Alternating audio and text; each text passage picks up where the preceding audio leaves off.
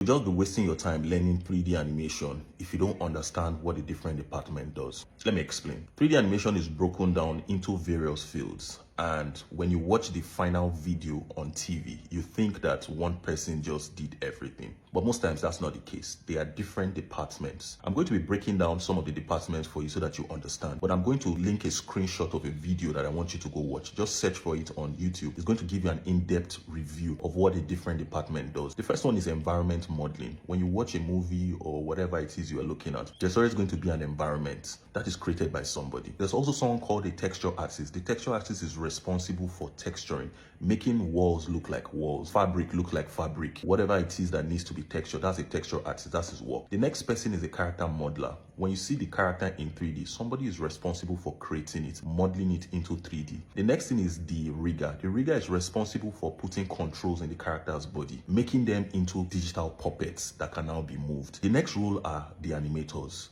The animators are responsible for taking those digital puppets and bringing them to life, moving them in an appealing way that you like. Once that is done, next department that takes over is the lighting artist. The lighting artist takes the environment with the character acting in it and then put lights in the scene and make them look beautiful. That's the next thing a lighting artist does. And once a lighting artist is done putting lights in the scene, the render artist takes over to render out the final images that comes out in sequences. That is now taken to the compositing software to bring it together and make it into a video. Once that is done, then the Foley artist, who has sound effect, has the different effects to it, and finally a music is composed. Everything is joined together to make a final product that you see. It is important for you to understand the different departments before you jump into animation so that you don't end up wasting your time jumping from one place to the other and you're not proficient in any of them. I will highly recommend you go watch that video. Only after that can you now follow your curiosity and say which of the departments fits me the most and then start from there. When you become proficient in that,